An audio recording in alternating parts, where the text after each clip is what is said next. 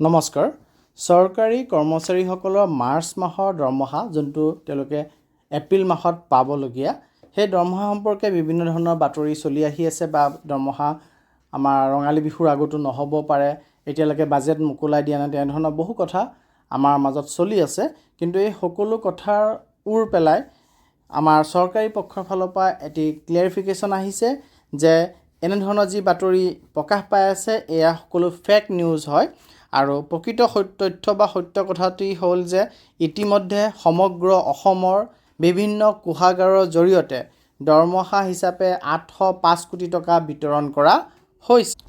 আৰু এই সম্পৰ্কে আমাৰ মাননীয় চিফ মিনিষ্টাৰৰ অফিচৰ ফালৰ পৰা এটি ক্লিয়াৰিফিকেশ্যন দিছে আৰু তাতে লিখিছে যে ভুৱা বাতৰিৰ পৰা সাৱধান। 2025 চনৰ মাৰ্চৰ ৰাজ্য চৰকাৰৰ দৰমহা বিতৰণ সন্দৰ্ভত অসমীয়া প্ৰতিদিন বাতৰি কাকতত ভুল তথ্যৰ প্ৰচাৰ।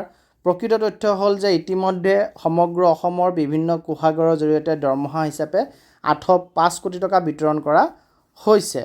অৰ্থাৎ আমাৰ বহু জিলাই ইতিমধ্যে মাৰ্চ মাহৰ দৰমহা পাবলৈ সক্ষম হৈছে আৰু বহু জিলাই আজি পাব আৰু বহু জিলাত কিবা কাৰিকৰী বিসংগতি থকাৰ কাৰণে আজি যদি সম্ভৱ নহয় তেন্তে কাইলৈ বা পৰহিৰ ভিতৰত তেওঁলোকৰ যি দৰমহা সেয়া পাবলৈ গৈ আছে। আৰু এই ক্লিয়াৰিফিকেশ্যনটোত এইটো স্পষ্টকৈ লিখিছে যে অনুগ্ৰহ কৰি অপ্ৰমাণিত বা বিভ্ৰান্তিমূলক তথ্য প্ৰকাশ কৰাৰ পৰা বিৰত থাকক। আৰু ইয়াতে স্পষ্ট লিখিছে যে আমাৰ যি চেলেৰি আছিলে চেলেৰি সম্পৰ্কে এইটো মিছ ইনফৰ্মেশ্যন চাৰ্কুলেট হৈ আছে।